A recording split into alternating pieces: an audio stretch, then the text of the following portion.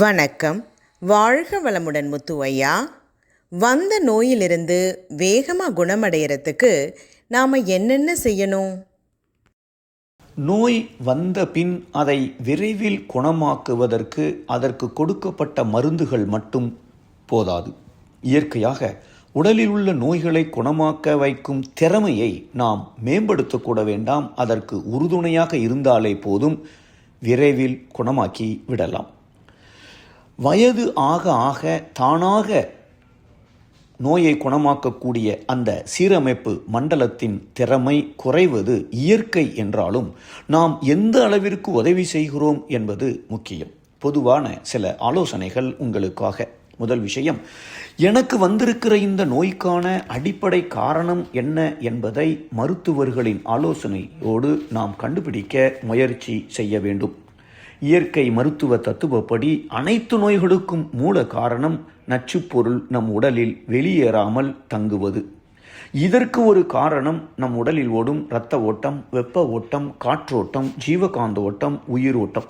இந்த 5 ஓட்டங்களின் சமசீரற்ற தன்மை, அதை நாம் சரி செய்ய முயற்சி செய்ய வேண்டும்.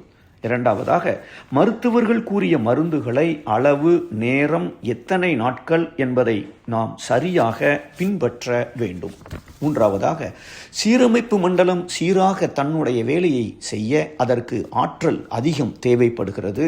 அதற்கு நேரமும் நாம் கொடுக்க வேண்டும். முதலில் உறக்கம்.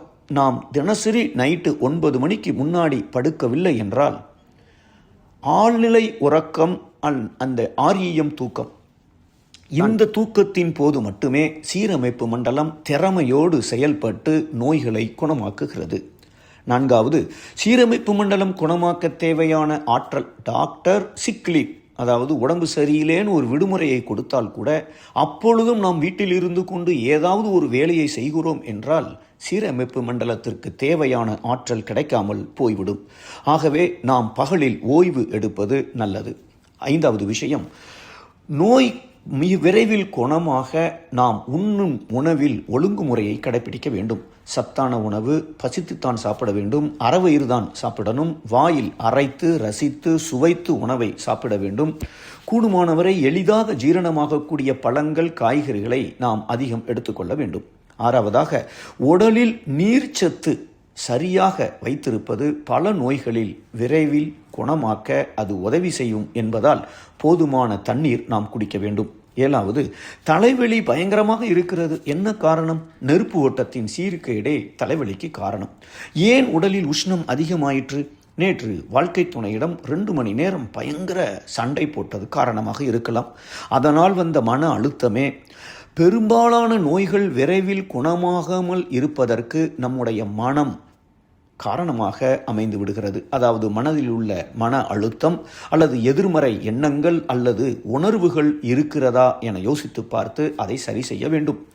முட்டிவலி 10 வருடமாக இருக்கிறது, எத்தனையோ டாக்டர்கிட்ட போயும் குணமாக்க மாட்டேங்கிறதே என்ற எண்ணம் அடிக்கடி வருமானால் அந்த நோய் குணமாக்குவதில் தடையை ஏற்படுத்திவிடும். அந்த எண்ணங்கள் பொதுவாக அடிக்கடி சினப்படுவது, கவலை, பயம் நம்முடைய மன ஆற்றலை அதிகம் விரயம் செய்து சீரமைப்பு மண்டலத்திற்கு தேவையான ஆற்றலை குறைத்து விடுவதால் அங்கே சிக்கல் வந்து விடுகிறது.